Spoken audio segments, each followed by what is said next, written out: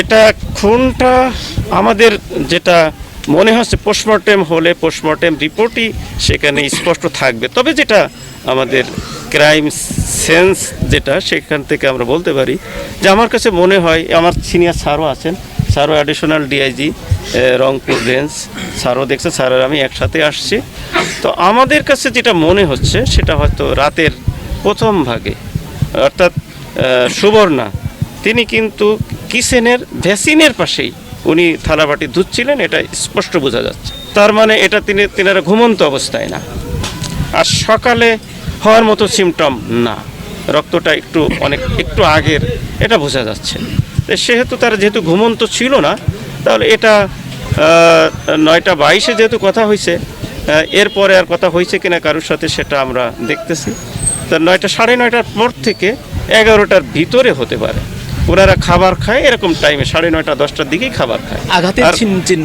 আঘাতের চিহ্ন হচ্ছে সুবর্ণার এই কপাল বরাবর মাথায় একটা কোপ আছে, আর যোগেশচন্দ্র রায়ের মাথার পিছনের দিকে কোপের চিহ্ন আমরা দেখতে পেয়েছি। তো আপনারা দেখছেন যে লাশটা তো ওভাবেই আছে, আমরা ওভাবেই দেখছি। তারপরে পোস্টমর্টেম রিপোর্ট পাওয়ার পরে আরও ক্লিয়ার হওয়া যাবে।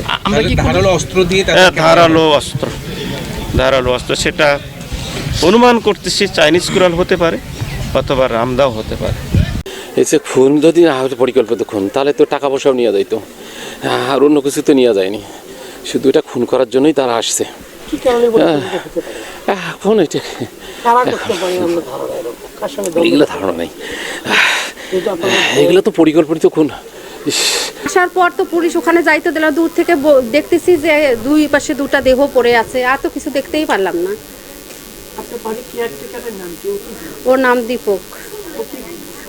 ও তো মানে অনেকবার ডাকছে, বুঝছেন, আগে ধান নিয়ে আসছে, আসার পর ধানগুলো পুষ দিছে, দেওয়ার পর ডাকছে দরজায়, এত দরজা ধাক্কা দেয়, দাদু আর দিদা দরজা খোলে না।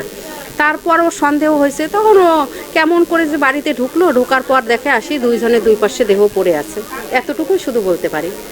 আমার বীর মুক্তিযোদ্ধা 1971 সালের রণাঙ্গনের সাথী শ্রী যোগেশচন্দ্র রায় আজকে যে নির্মমভাবে যারা তাকে হত্যা করেছে, সেই হত্যার আমি দৃষ্টান্তমূলক বিচার চাই। বিচার মানে তার ফাঁসি চাই। 24 ঘন্টার ভেতর এই হত্যাকারী যারা যেখানে থাকুক না কেন, মাটির তলে থাকলে আমি এই প্রশাসনের কাছে আকুল আবেদন করব, সেই হত্যাকারীকে ধরে নিয়ে আসি ফাঁসির মঞ্চে, জেনারেলভাবে একবারে ফাঁসি যেরকম দেয় সেরকম ফাঁসি দেওয়া হোক। হাজব্যান্ড ওয়াইফ দুজনেই গুরুতর অসুস্থ, মানে এমন অসুস্থ যে তারা মৃত পথযাত্রী।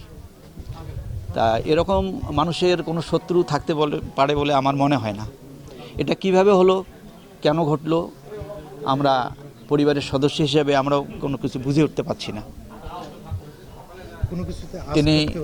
তিনি সম্মুখযুদ্ধ করেছেন 71-এ,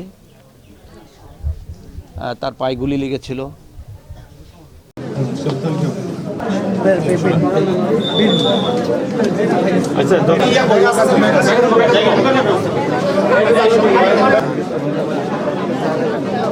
হ্যাঁ